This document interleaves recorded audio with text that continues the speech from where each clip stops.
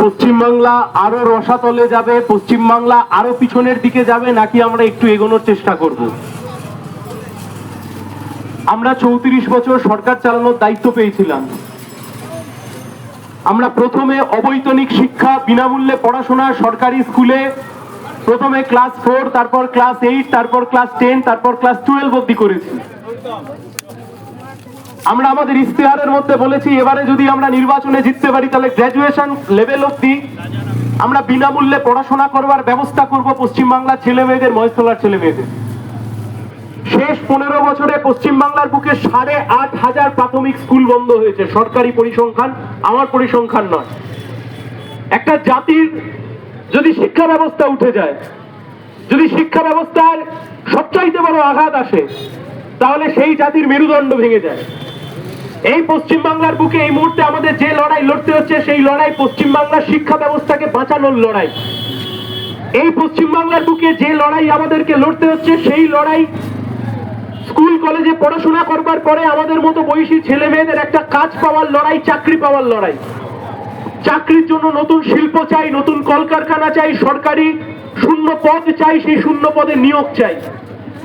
গর্বের পশ্চিমবাংলা, যে পশ্চিমবাংলায় আমাদের মতো ছেলেমেয়েরা, আমাদের বয়সী ছেলেমেয়েরা, তারা যে যার যোগ্যতায় পড়াশোনা শেষ করবার পরে একটা চাকরির স্বপ্ন দেখে।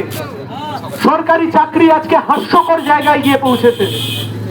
কোশপিনকালে আমাদের যা কখনো আমরা ভাবতে পারিনি যে পশ্চিমবাংলার শিক্ষামন্ত্রী জেলের ভাত খাবেন, এ রাজ্যের ক্যাবিনেট মন্ত্রীরা একের পর এক জেলের ভাত খেতে যাবেন, এ রাজ্যের সরকার দুর্নীতিতে নিমজ্জিত হবে, আর সেই তৃণমূল সরকারের মন্ত্রী পরে বিজেপিতে গিয়ে বিরোধী দলনেতা হবে। এর ফলে তৃণমূল আর বিজেপির লাভ হতে পারে, কিন্তু সাধারণ খেটে খাওয়া শ্রমিক, গরিব, মেহনতি, মধ্যবিত্ত, নিম্ন মধ্যবিত্ত, দিন আনা দিন খাওয়া মানুষের কোনো লাভ হতে পারে না। কোথায় গিয়ে দাঁড়াচ্ছি আমরা? আমাদেরকে ভাবতে হবে, আমি আপনাদেরকে ভাববার জন্য অনুরোধ করছি। মহেশতলার বিস্তীর্ণ অঞ্চল, একটুখানি বৃষ্টি হলে জমা জলের সমস্যা, রাস্তাঘাটের সমস্যা, খাল নতুন করে সংস্কার হচ্ছে না, নিকাশির সমস্যা। এই মহেশতলার বুকে নিজস্ব কোনো সরকারি বড় হাসপাতাল নেই। কেন নেই? সব তৃণমূলের, সরকার তৃণমূলের, মুখ্যমন্ত্রী তৃণমূলের, কাউন্সিলর তৃণমূলের, পৌরপ্রধান তৃণমূলের, এমএলএ তৃণমূলের, সব জায়গায় সরকার পক্ষ। কিন্তু মানুষ কেন আজকে অসুবিধার সম্মুখীন হয়েছে? তাই আমরা আপনাদের কাছে বলছি, এই নির্বাচন হচ্ছে পশ্চিমবাংলাকে বাঁচানোর নির্বাচন, পশ্চিমবাংলার বেকার সমাজের হাতে চাকরি তুলে দেওয়ার নির্বাচন। এই নির্বাচনের মধ্যে ঠিক হবে মহিলা নিরাপত্তা, সেই মহিলা নিরাপত্তা আরো ভালো হবে, নাকি মহিলা নিরাপত্তা আর্যিকরের মতো ঘটনায় পশ্চিমবাংলার বুকে বারবার ঘটবে। এই পশ্চিমবাংলার বুকে এই নির্বাচনের মধ্যে দিয়ে ঠিক করতে হবে। এই পশ্চিমবাংলার মাথায় এই মুহূর্তে 9.5 লক্ষ কোটি টাকার ঋণ। 1947 সালে দেশ স্বাধীন হয়েছে, প্রথম মুখ্যমন্ত্রী ছিলেন প্রফুল্ল ঘোষ। আমরা সরকার চালিয়েছি 2011 সাল অব্দি। স্বাধীনতার পর থেকে 2011 সাল অব্দি পশ্চিমবাংলার ঋণের পরিমাণ ছিল 1.5 লক্ষ কোটি টাকা। শেষ 15 বছরে সেই ঋণের পরিমাণ গিয়ে দাঁড়িয়েছে 9 লক্ষ কোটি টাকা। এই ঋণ কোন তৃণমূলের ব্যক্তিগত ঋণ নয়, এই ঋণ পশ্চিমবঙ্গের ঋণ, আমার ঋণ, আপনার ঋণ। এই ঋণ চুকাতে হবে। পরিকাঠামো ভেঙে পড়ছে। তাই আমরা আপনাদেরকে একটাই কথা বলতে পারি, এই পশ্চিমবাংলা কখনো দাঙ্গা হাঙ্গামার পশ্চিমবাংলা ছিল না।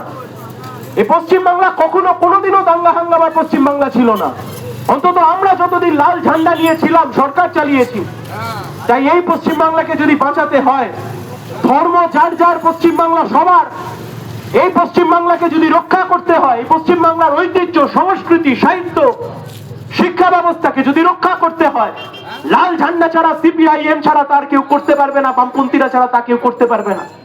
আপনারা অনেকে ভেবেছিলেন বিজেপিকে দিয়ে তৃণমূলকে তাড়াবেন, আপনারা অনেকে মনে মনে ভেবেছিলেন বিজেপিকে ভোট দিয়ে তৃণমূলকে সাহায্য করবেন। তারপরে দেখলেন তৃণমূলের নেতাই বিজেপিতে গিয়ে আবার সে বিজেপির নেতা হয়ে গেল। সকালবেলা বড় ফুল আর রাতের বেলা ছোট ফুল, সকালবেলা বিজেপি, রাতের বেলা তৃণমূল।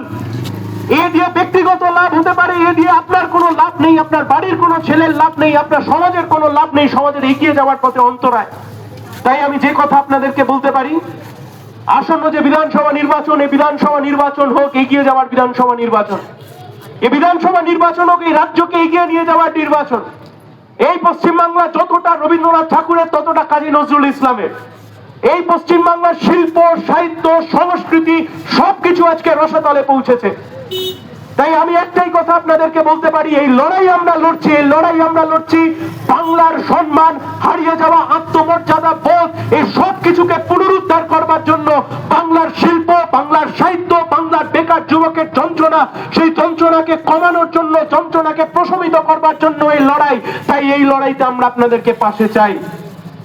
পরিসংখ্যান বলছে 1997 সাল থেকে 2011 সাল যতবার পশ্চিমবাংলার বুকে দুর্গাপুজো হয়েছে, যতবার পশ্চিমবাংলার বুকে কালী পুজো হয়েছে, যতবার পশ্চিমবাংলার বুকে ঈদ হয়েছে, ততবার পশ্চিমবাংলার বুকে এসএসসি পরীক্ষা হয়েছে, ততবার পশ্চিমবাংলার বুকে গ্রুপ সি, গ্রুপ ডি পরীক্ষা হয়েছে, যেখানে আমার আপনার বাড়ির ছেলেমেয়েরা চাকরি পেয়েছে। চাকরির বাজারে চাকরি কোথায়? শিল্প কোথায়? কলকারখানা কোথায়? এগুলোই রাজনীতির মূল ইস্যু। ধর্মের সাথে রাজনীতিকে দোহাই কেউ গোলাবেন না। ধর্ম ছিল, ধর্ম আছে, ধর্ম থাকবে। ধর্ম আপনার সাথে, আপনার ভগবানের ব্যক্তিগত সম্পর্ক, তার সাথে রাজনীতির কোনো সম্পর্ক নেই। ধর্ম ধর্মের জায়গায়, রাজনীতি রাজনীতির জায়গায়, কিন্তু রাজনীতির যে মূল ইস্যু, সেই রাজনীতির মূল ইস্যু দিয়েই আমরা এই নির্বাচন লড়তে চাইছি। দোহাই, রাজনীতির মূল ইস্যুকে ভুল ইস্যু বানিয়ে দেবেন না, তাহলে পশ্চিমবঙ্গ আরো পিছনের দিকে দৌড়াবে। তাই এই পশ্চিমবাংলাকে উদ্ধার করবার জন্য, বেকার যুব সমাজের হাতে চাকরির জন্য, মা বোনেদের নারী নিরাপত্তার জন্য, পশ্চিমবাংলার সাম্প্রদায়িক সম্প্রীতিকে রক্ষা করবার জন্য, জিনিসের দাম কমানোর জন্য, এই মহেশতলার বুকে সরকারি হাসপাতাল, জমে থাকা জলের সমস্যাকে লাঘব করবার জন্য, বাংলার ভেঙে পড়া শিক্ষা ব্যবস্থা, দুর্নীতিমুক্ত পশ্চিমবাংলা গঠন করবার জন্য, দাঙ্গাবাজ মুক্ত পশ্চিমবাংলা গঠন করবার জন্য আগামী 29 এপ্রিল আপনাদের প্রার্থী হিসেবে, আপনাদের ঘরের ছেলে হিসেবে কাস্তে হাতুড়ি তারা চিহ্নে ভোট দিন। কথা দিয়ে গেলাম, ভোটে জেতবার পরে ওই তৃণমূলের নেতাদের মতো, পার্থ চ্যাটার্জিদের মতো টাকা চুরি করে আর দুর্নীতির প্রকার পাহাড় বানিয়ে আপনাদের মাথা নিচু হতে দেব না। মহেশতলার কথা বিধানসভায় তুলে ধরবো, যাতে মহেশতলা এগিয়ে যায়, মহেশতলা সাধারণ মানুষ এগিয়ে যায়, আমরা সবাই যাতে একসাথে এগিয়ে যেতে পারি। ধন্যবাদ, শুভেচ্ছা।